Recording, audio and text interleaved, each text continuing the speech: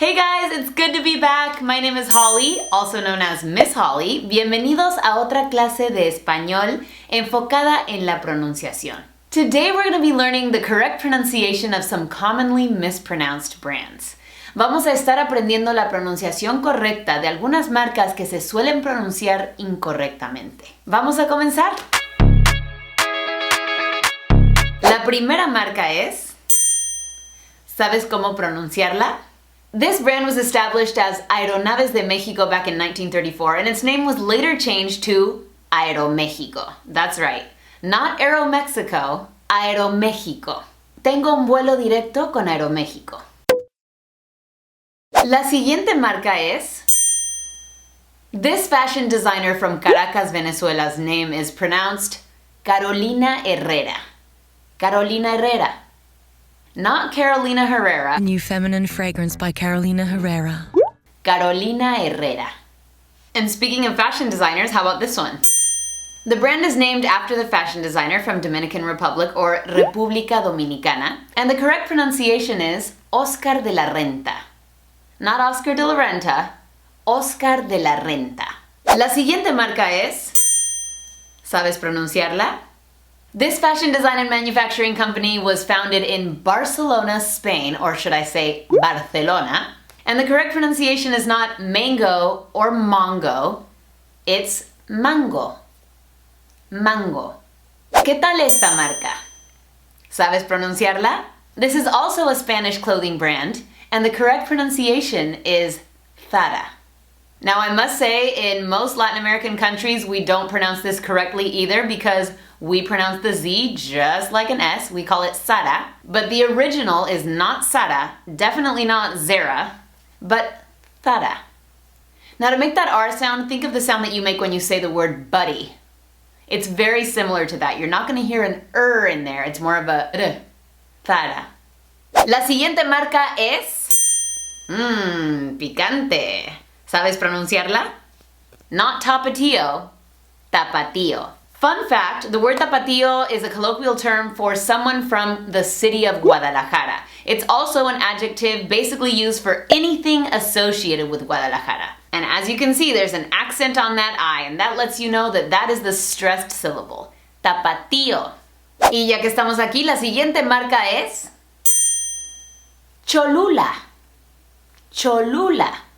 This hot sauce is named after the 2,500-year-old city of Cholula, Puebla, home of the largest pyramid in the world, as long as you count underground. La siguiente marca es... This popular soft drink brand from Mexico actually means little jars. La pronunciación correcta es Jarritos. Not Jarritos, Jarritos. Tráete unos jarritos del supermercado, ¿no? La siguiente marca es...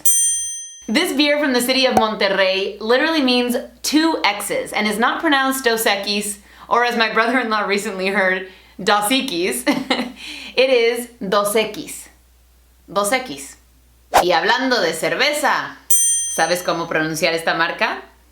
Tecate. Tecate is a city in Baja California, and it also happens to be right across the border from Tecate, California, or as some would say, Tecate. But the original pronunciation is Tecate. Seguimos con las cervezas. La siguiente marca es... This is the top-selling imported beer here in the US, and as the logo indicates, the word means crown. La pronunciación correcta es Corona. Not Corona. Close your mouth a little bit more. Corona. Ya me veo en la playa descansando en el sol tomando una Corona. La siguiente marca es... The best-selling tequila in the world is not pronounced Jose Cuervo. It's named after the founder, and his name is José Cuervo. José Cuervo. Siguiendo con el alcohol, la siguiente marca es... La pronunciación correcta es Bacardí. This famous rum brand is named after founder Facundo Bacardí Massó, a Spanish wine merchant who migrated to Cuba. El único ron que tomo es Bacardí. Not Bacardi, sorry Cardi B, Bacardí. Notice that accent on the I. La siguiente marca es... ¿Sabes pronunciarla? This is a weird one. It was founded in Newport Beach by a guy named Steve. But the name refers to a very popular type of chili found in Mexico. La pronunciación correcta del chile es chipotle. Chile chipotle. La pronunciación correcta de la marca? ¿Tú qué piensas?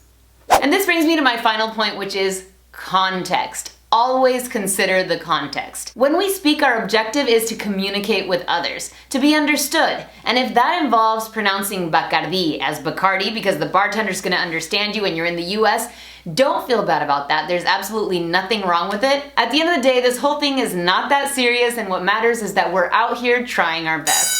So that's about it for today's class, you guys. Thank you so much for joining me. Gracias por acompañarme. I'm gonna be giving out gold stars to everybody that came to class on time. So thank you guys for being here, and I will see you oh so soon. Bye.